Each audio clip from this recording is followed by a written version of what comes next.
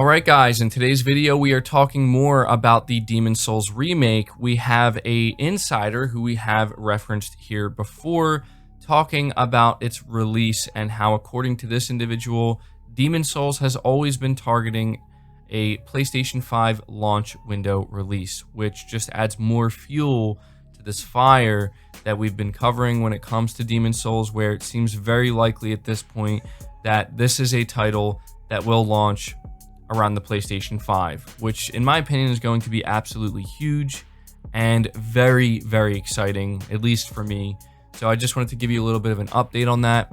We're also covering this recent UI leak, and I don't want to spend too much time on this. There's a lot of detail here, and the reason why I don't want to spend too much time on it is because it might not be legitimate. It's coming from Reddit, but the timing of it is interesting, specifically because of one of the things they do mention, which is a strengthening of the partnership between Activision and PlayStation, more specifically with Call of Duty. And we know that the next Call of Duty is set to be officially revealed fully on August 26th. And so I just find it a little bit interesting. So I do want to take a couple of moments here to talk about it. And then finally, I have to take at least a few minutes to praise Sony and praise Sucker Punch for what they're doing with Ghost of Tsushima Legends, the free multiplayer add-on to anybody who owns Ghost of Tsushima.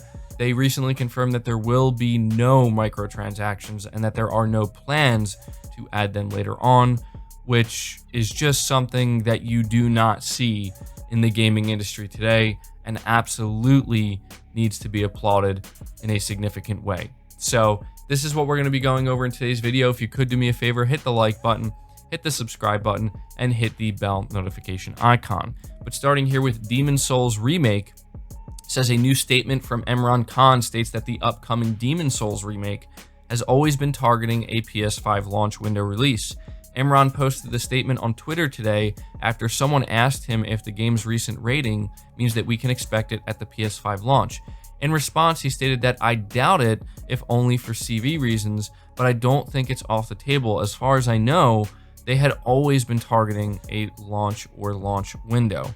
Now, what's important to understand here is, just like I said in my last video discussing Demon's Souls Remake, at least some people were getting upset because they're like, no, it's not a launch title, it's a launch window title. But you have to understand, like, anytime we talk about launch titles, we're not necessarily talking about the games that are launching the same day as the PS5. We are usually referring to launch window, which in my opinion stands for the first 2 to 3 months of the console being out. And that makes the most sense. I mean, if you have 3 AAA exclusive titles ready to go, it doesn't necessarily make the most sense to release all of them on the same day.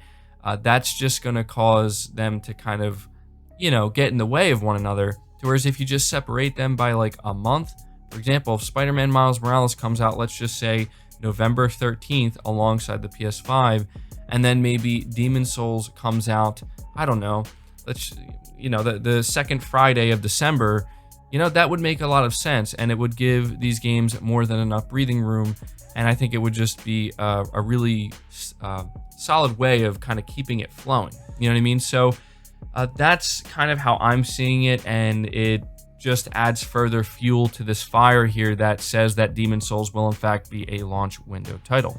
So we're going to move right along here, and we're going to talk about this UI leak. This is coming from a developer, supposedly, who just decided to reveal a bunch of stuff about the PlayStation 5's UI, which I'm going to be honest with you guys, I don't want to go over this, at least not all of it, because they go into a lot of detail here. But the reason why I don't want to go too into it is because we really don't know if this is believable. But on top of that, apparently Sony hasn't fully updated the PlayStation 5 UI yet. At least that's my understanding. They may have done it just recently, but the idea is this person is trying to describe in detail what the UI looks like. So I just don't think it's realistic for me to try to explain that to you. Essentially what they're saying, though, is that in a lot of ways, and this is maybe why I don't believe them too much, because, this kind of goes against what Mark Cerny and others have said. He's saying that the PlayStation 5 UI is very similar to the PlayStation 4 UI in many ways. Now, Maybe that is true, but that makes me question if this is a real developer and this is a real leak. That makes me question if they're actually seeing the final version of the PlayStation 5 UI, because we did hear that this is kind of something Sony's been very protective of, where they continue to update it and give developers different versions of it, but they have yet to give developers the final version of it. But again, maybe they did just recently and this is accurate, but that kind of goes against what we heard Mark Cerny say, where it's going to be like completely revamped. But yeah, maybe aesthetically it could look very similar to the PS4 UI, but in many ways it will be revamped. I'm not, saying that's not possible. But they're talking about how the games apparently are going to you're only going to see half of the game at the bottom of the screen, and then when you click on it, it'll bring it up to like full screen, which that sounds really strange to me. I would have to see that in practice. This is again why I'm not really reading the entire description here, because it's hard to visualize it. You would have to see it.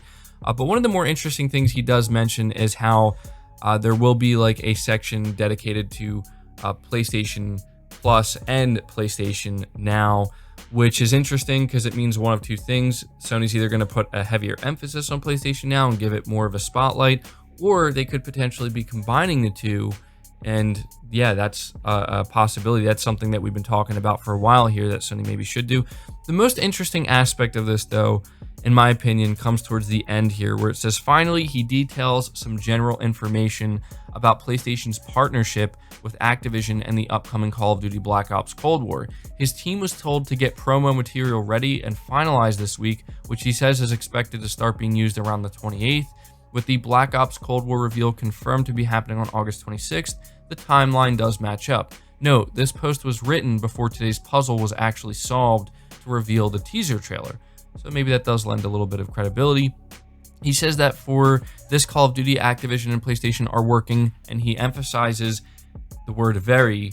They're working very closely together, more so than on other projects. Sony has had a bit more influence. Now, I find this incredibly interesting because this is coming out around the same time we have been hearing reports that Sony apparently has went above and beyond to pay a lot of money to secure some very huge and very significant third-party deals. Now, we know that Sony's always had a very close relationship with Activision for the past, couple of years. I think it's been more than that, basically throughout the entire life cycle of the PlayStation 4, but it's only seemingly gotten stronger over the years. And so it's always expected that Sony is going to have some type of advantage with Call of Duty, but I'm starting to wonder if maybe they took it to the next level this time. Am I saying that Call of Duty Black Ops Cold War could be a timed exclusive for maybe 1 month, maybe even longer than that potentially? I don't necessarily know. That seems kind of too unrealistic, the amount of money that Sony would have to pay to make that happen. However, we do need to be aware that Warzone is a thing that is available across all platforms right now for Activision, which would give them more incentive to consider making Call of Duty Black Ops Cold War maybe the campaign and multiplayer, maybe the campaign and zombies, maybe just zombies, something along those lines, taking that out and making it a timed exclusive for PlayStation players. We know that Sony, if they could make it happen, if they could work out something with Activision, it certainly sounds like something Sony would do. So out of everything that was talked about here, as interested as I am in the UI, I just don't care that much because I just want to see it. I don't really want to hear somebody describe it to me because it's not really working for me that way. But it is interesting nonetheless.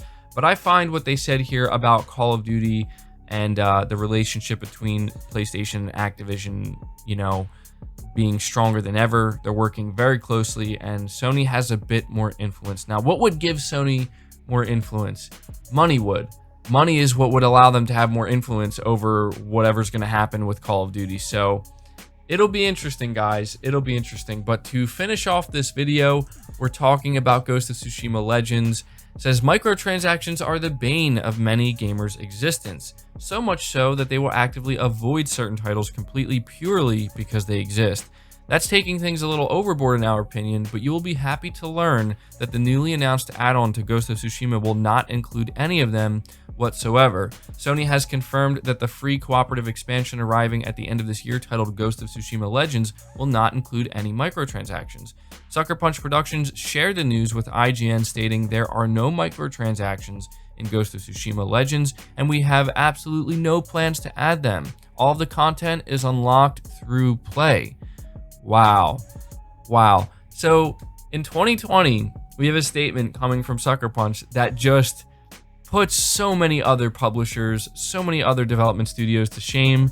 Not only are they saying that there's not going to be any microtransactions, but they're also saying that they have no plans, absolutely no plans to add them, and all of the content is unlocked through play. All of the content, not a portion of it, not most of it, not some of it, all of it. I really have to give Sony and specifically Sucker Punch just all the credit in the world here for this, because this is true progression in my opinion. This is what we need to see more of in the industry.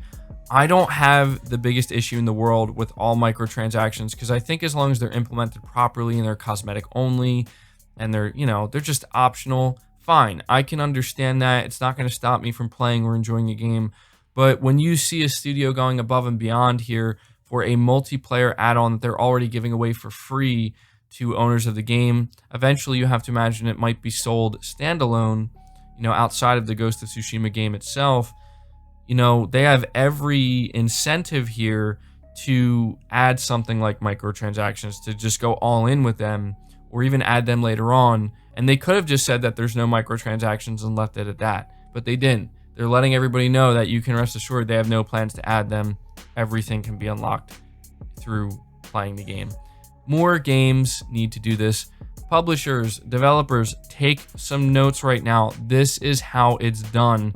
And what's crazy to me is that the only real cost associated with this is just with PlayStation Plus. Other than that, I mean, of course you need to own Ghost of Tsushima, but still, there's just so many other things they could have done here, and they chose not to do it. And I've actually seen some people claiming that we're praising this too much, that this should have been included with the base game of Ghost of Tsushima, to which I laugh at that. I absolutely laugh at that, because if you can tell that the people saying this are the ones who have not played Ghost of Tsushima. Ghost of Tsushima is packed to the brim with content, okay? It is a full, complete package that is well worth a $60 purchase, more so than a lot of other games, okay? So no, this did not need to be there at launch, and honestly, the fact that it even exists and it's coming for free is just kind of mind-blowing to me. So yeah, that's going to do it for the video, guys. I hope you did enjoy it. I hope you did find it informative. If you did, be sure to leave it a like. Leave me your thoughts down in the comments below. Subscribe to the channel if you're new and haven't already. Hit the bell notification icon so you never miss an upload, and feel free to share this video out on top of all that. But until next time, guys, take care.